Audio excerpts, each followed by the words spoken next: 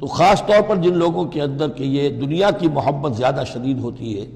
تو اس کا ایک اصل بتا رہے ہیں کہ یہ واقعتاً اللہ نے فطرت انسانی میں رکھی ہے، اس لیے کہ یہ دنیا جو ہے اسے اللہ نے چلانا ہے، اس کی رونقیں رکھنی ہے جب تک اس کی مرضی ہے، قیامت تک تو اسے آباد رکھنا ہے۔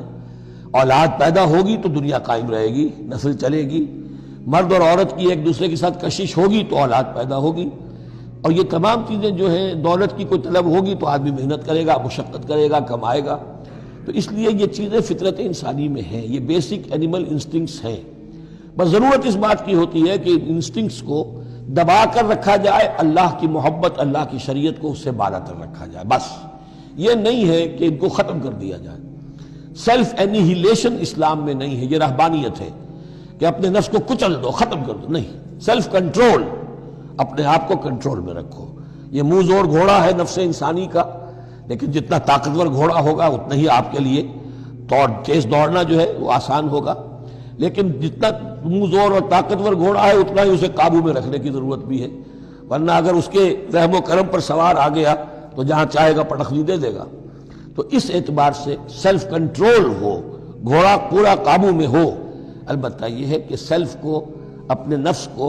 اس کو کچل ڈالنا، سیلف اینیہیلیشن، یہ اسلام میں نہیں۔ زین للناس حب الشہوات من النساء، مزین کر دی گئی ہے لوگوں کے لیے ایک تو محبت جو ہے، شہوت کی محبت خواتین کے بارے میں۔ اب دیکھیے یہاں بھی قرآن مجید گویا کہ ایک طرح سے تائید کر رہا ہے فرائڈ کی۔ اس کے نزدیک سب سے پورٹنٹ فیکٹر جو ہے، سب سے پورٹنٹ جو موٹیو ہے انسان کا، وہ سیکس ہے، اور یہاں بھی اللہ تعالیٰ نے سب سے پہلے اسی کا ذکر کیا ہے۔ اگرچہ میرے نزدیک ضروری نہیں ہے، اس لیے کہ دوسری جگہوں پر پیٹ جو ہے، معاشی ضرورت یہ اس سے بھی سخت ہو جاتی ہے، لیکن یہ کہ واقعتاً یہ حضور نے بھی فرمایا ہے صلی اللہ علیہ وسلم، ما ترکت بعدی فتنة اضر علی الرجال من النساء، میرے بعد اب مردوں کے لیے عورتوں کے فتنے سے بڑا فتنہ اور کوئی نہیں ہے۔ ان کی محبت جو ہے وہ انسان کو کہاں سے کہاں لے جاتی ہے۔ بلعام بن باورہ یہود کے اندر ایک بہت بڑا عالم اور فاضل شخص تھا، ایک عورت کے چکر میں آ کر اور وہ شیطان کا پیرو بن گیا۔ وہ قصہ آئے گا سورہ اعراف کے اندر۔ تو واقعہ یہ ہے، لیکن ایک فطرت کے اندر ہے تو صحیح، محبت تو ہے۔ زین للناس حب الشہوات من النساء والبنین، اور بیٹے انسان کو بہت پسند ہے، بیٹے ہوں، اس کا نام چلتا رہے، بڑھاپے کا سہارا بنے۔ والقناطیر المقنطرۃ من الذهب والفضہ، اور یہ کہ خزانے ہوں جمع کیے ہوئے سونے کے اور چاندی کے۔ والخیل المسومۃ، اور گھوڑے ہوں، بڑے نسل والے گھوڑے جو ہیں جن پر کے نشان لگے ہوئے ہوتے ہیں، پیڈگری ہوتی ہے ان کی۔ والانعام، اور مویشی ہوں، مال جو ہے پنجاب میں اور سرائکی کے علاقے میں مال کہتے ہی جانوروں کو ہے، ان حیوانات کو ہے مال مویشی۔ والانعام والحرث، اور کھیتی۔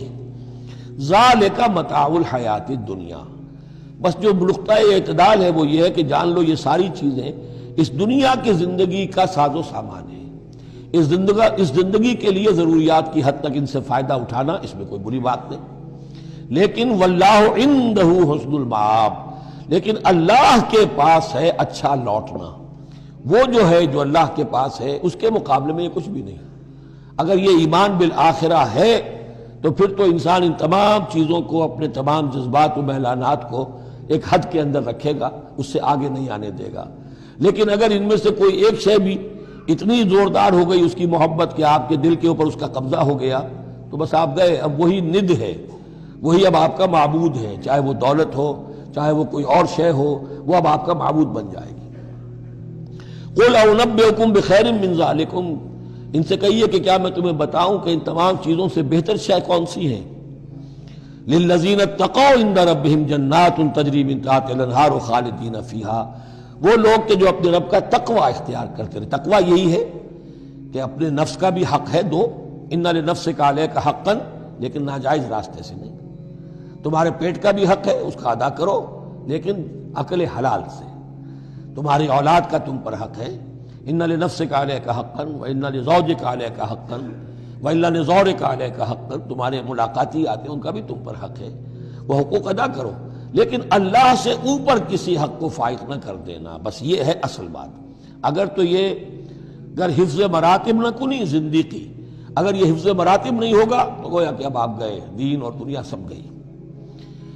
تو للذین اتقوا عند ربہم جنات، ان کے لیے ایسے باغات ہیں تجری من تحتہا الانہار، جن کے دامن میں ندیاں بہتی ہوں گی، خالدین فیہا، اس میں وہ ہمیشہ رہیں گے، وازواج مطہرۃ،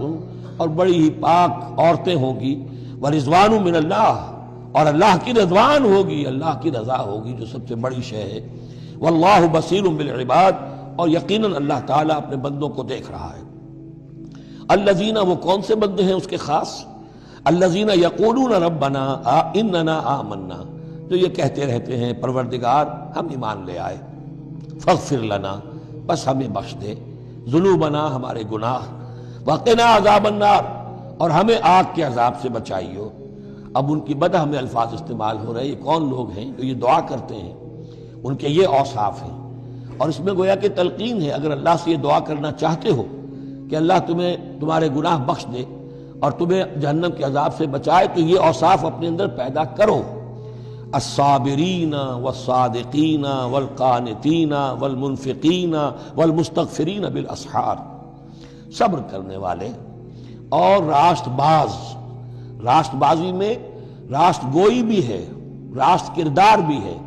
عمل بھی آپ کا صحیح صحت پر ہو، درستی پر ہو، اور قول بھی صحیح اور درست ہو، والقانتین، فرما بردار، والمنفقین، اللہ کی راہ میں خرچ کرنے والے، والمستغفرین بالاسحار، اور جو جس کو آپ کہتے ہیں small hours of the morning, وہ جو سحر کا وقت ہے، سحری کا وقت ہے، اس میں استغفار کرنے والے۔ ایک تو نمازیں ہیں جو 5 نمازیں ہیں، لیکن خاص وہ وقت جو ہے اس میں جب کہ فرمایا گیا ہے کہ رات کے آخری حصے میں اللہ تعالیٰ نزول فرماتا ہے سمائے دنیا تک، اور پھر ایک ندا ہوتی ہے، حل من مستغفر فاغفر لہ، حل من سائل فاعطیہ، ہے کوئی استغفار کرنے والا کہ میں اسے معاف کر دوں، ہے کوئی کچھ مانگنے والا کہ میں اسے عطا کر دوں۔ ہم تو مائل بکرم ہے، کوئی سائل ہی نہیں، راہ دکھلائیں کسے، رہرو منزل ہی نہیں۔